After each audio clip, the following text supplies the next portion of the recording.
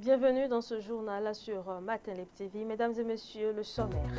Le ministère de la Justice apporte un démenti au sujet d'une information ayant circulé 2 jours plus tôt sur la réforme dans la délivrance du certificat de nationalité au Bénin. Les détails dans ce journal.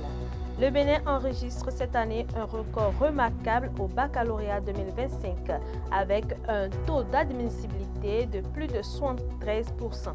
Une performance saluée par les acteurs de l'éducation, mais aussi par les familles fières des élèves qui se hissent parmi les meilleurs du pays. Pour finir, en cette période de froid, les pullovers envahissent les trottoirs et s'imposent dans le quotidien de nombreux Béninois.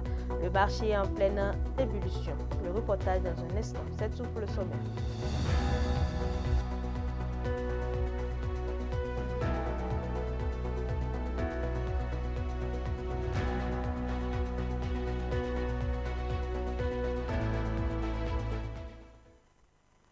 Chers internautes, dans la soirée du 24 juillet 2025, le ministère de la Justice apporte un démenti au sujet d'une information ayant circulé 2 jours plus tôt sur la réforme dans la délivrance du certificat de nationalité au Bénin. Les détails. Depuis quelques heures, il circule sur les réseaux sociaux que le ministère de la Justice et de la Législation a suspendu la délivrance du certificat de nationalité dans les juridictions du Bénin. Le ministère de la Justice, dans un communiqué en date du 24 juillet 2025, dément cette information et toute suspension de délivrance de certificats de nationalité aux citoyens dans les juridictions. Aussi, les juridictions continuent-elles à recevoir les demandes de délivrance de certificats de nationalité et à délivrer à ceux qui en font la demande. Le ministre informe par ailleurs que le service reste à la disposition des usagers et des citoyens pour toute assistance ou plainte après le communiqué. 2 étudiants en agroéquipement signent une innovation technique, une plumeuse rotative de volaille conçue et fabriquée localement. Présenté lors de leur soutenance, le projet a séduit le jury et ému les proches. Entre passion, savoir-faire et ambition, ce binôme marque les esprits. Plus de détails dans ce reportage de Sabine Kipadé et Toussaint Bossa.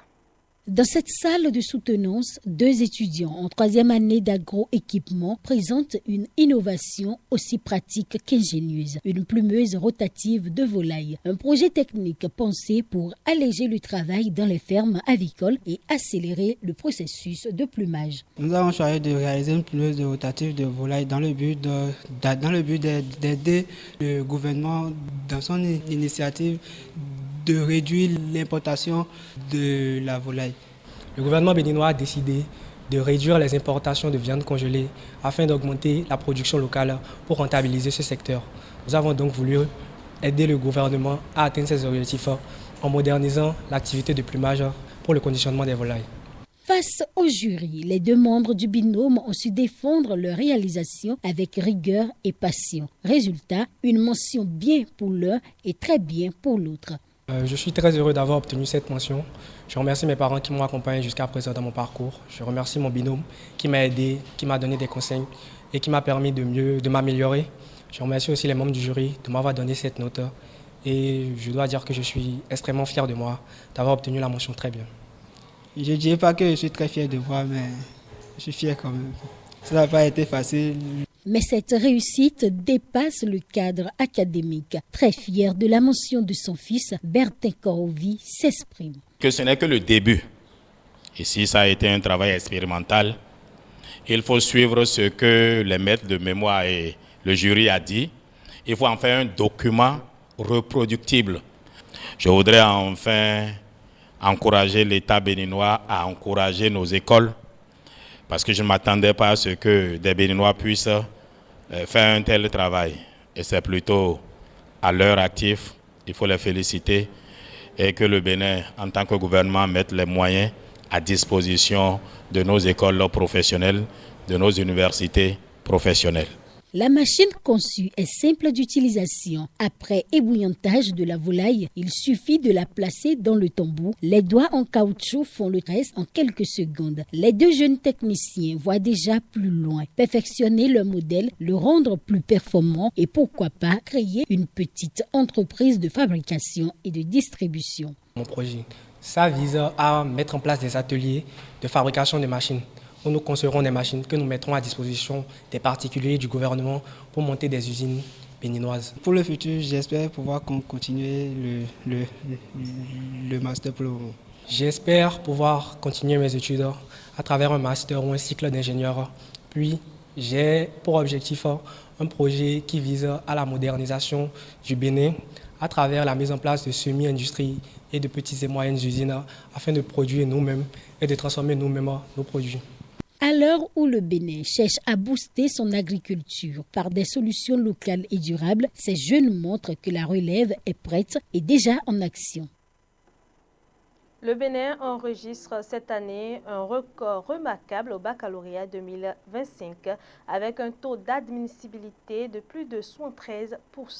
Une performance saluée par les acteurs de l'éducation mais aussi par les familles, fiers des élèves qui se hissent parmi les meilleurs du pays.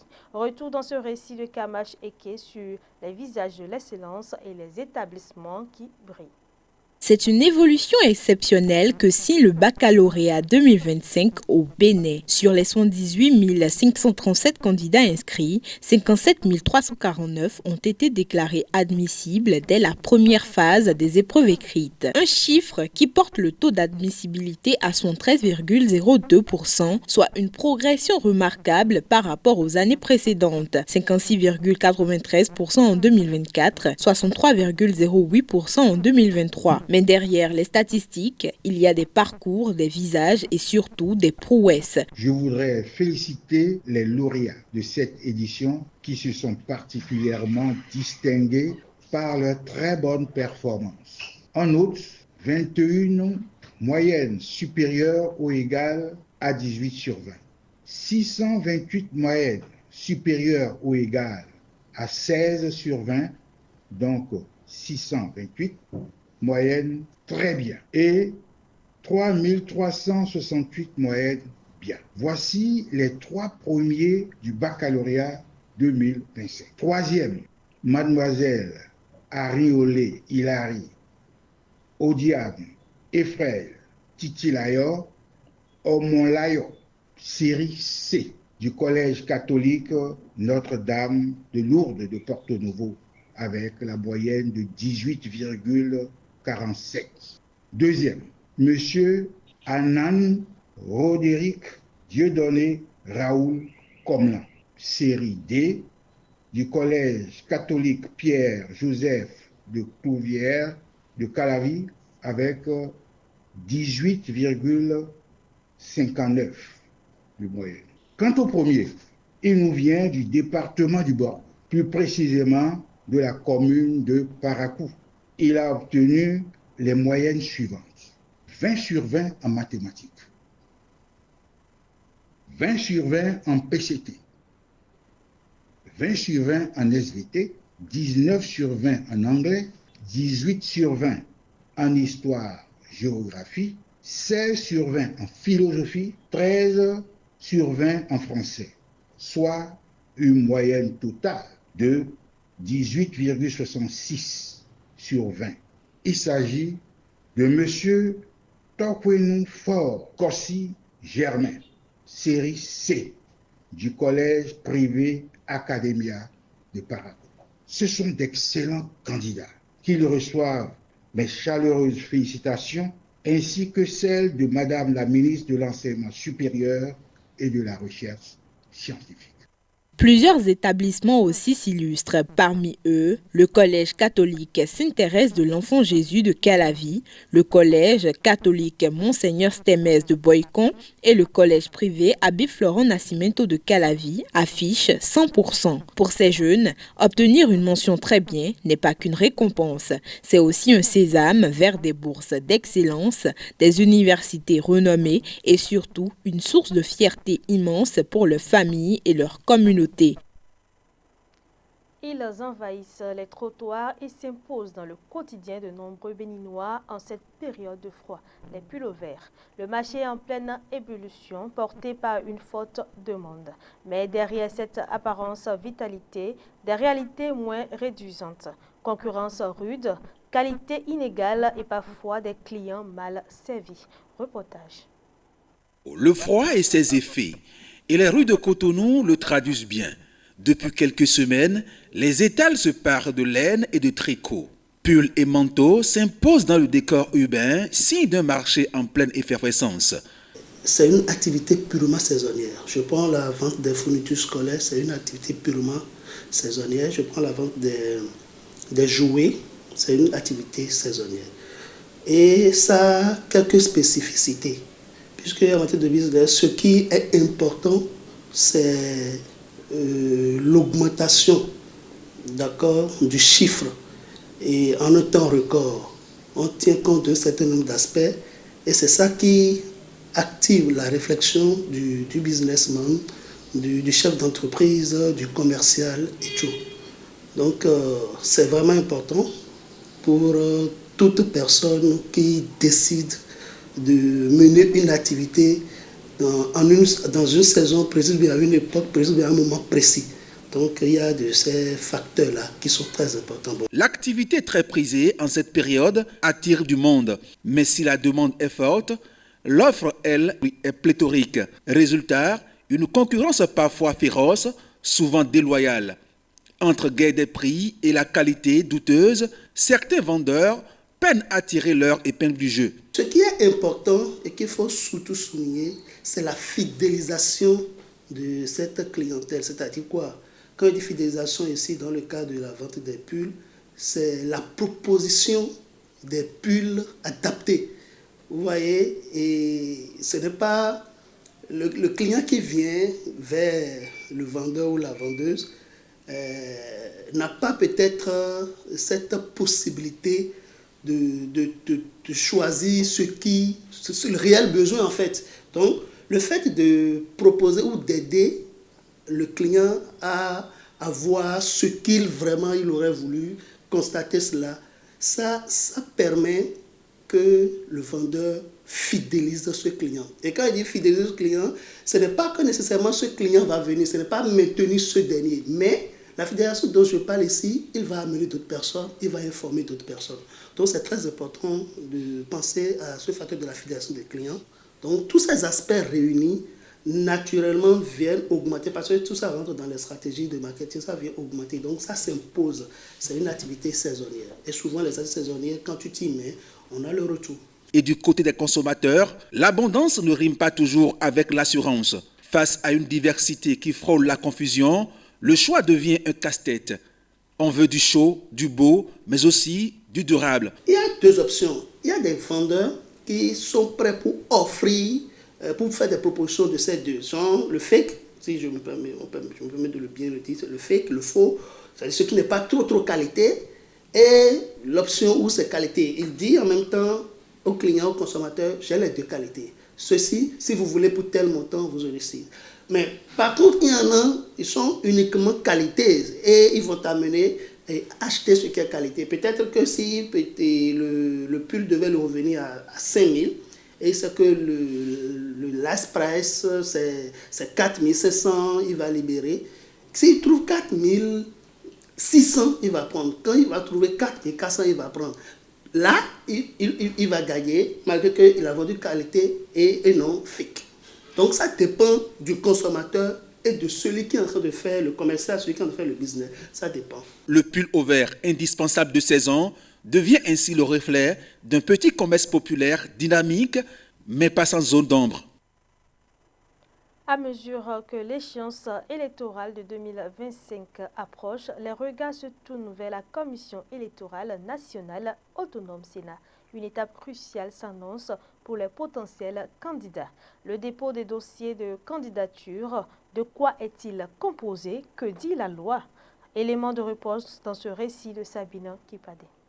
Depuis la réforme du système électoral au Bénin, les conditions pour briguer la magistrature suprême ont été revues, renforçant ainsi l'encadrement juridique et administratif des candidatures. Pour la présidentielle de 2025, les aspirants doivent respecter un cahier de charges rigoureux. La Commission électorale nationale autonome Sénat a dévoilé ce jeudi 24 juillet 2025 la liste des pièces affournées dans le cadre de l'élection présidentielle. Elle a aussi dévoilé les pièces communes individuelle pour chaque duo de candidats en lice pour la présidentielle. Dans la composition du dossier de candidature, on note la présence de parrainage 28 députés et ou maires par duo de candidats. Aussi, la caution pour la présidentielle est de 25 millions de francs CFA et est à verser à la Caisse des dépôts et consignations du Bénin. Pour les pièces communes, nous avons une déclaration de candidature physique en double exemplaire contenant le nom, prénom, profession, date et lieu de naissance ainsi que l'adresse complète des candidats aux fonctions de président de la République ou vice-président de la République. Ce document doit également mentionner la couleur, le signe ou le logo des candidats. Une déclaration de candidature matérialisée contenant le nom, prénom, profession, date et lieu de naissance ainsi que l'adresse complète des candidats aux fonctions de président de la République ou vice-président de la République. Elle doit aussi mentionner la couleur, le signe ou le logo des candidats. 28 parrainages d'élus, députés et ou maires provenant d'au moins 15 circonscriptions électorales législatives. Ces parrainages sont attestés par des formulaires nominatifs de parrainage délivrés par la Sénat et valables pour le duo président de la République et vice-président de la République. L'ensemble des formulaires de parrainage doit provenir de 15 circonscriptions électorales législatives et une quittance attestant le versement d'un cautionnement de 25 millions de francs CFA à la Caisse des dépôts et consignations au Bénin. Quant aux pièces individuelles, nous avons un certificat de nationalité, un bulletin numéro 3 du casier judiciaire datant de moins de 3 mois, un extrait d'acte de naissance ou toute pièce en tenant lieu, un certificat de résidence, un quitus fiscal des 3 dernières années délivré par le directeur général des impôts attestant que le candidat est à jour du paiement de ses impôts, les preuves de l'appartenance des bénéficiaires ou de leur désignation par le parti ou coalition de partis des parrains, une déclaration sur l'honneur du candidat ou de la candidate certifiant qu'il ou qu'elle ne se trouve dans aucun des cas d'inéligibilité prévus par la loi, et une photo d'identité format passeport et une pièce d'identification en cours de validité. Il faut noter que le code électoral précise que les différentes pièces constituent. C'est tout pour ce rendez-vous de l'information sur ML TV. Merci de nous avoir suivis. Portez-vous bien.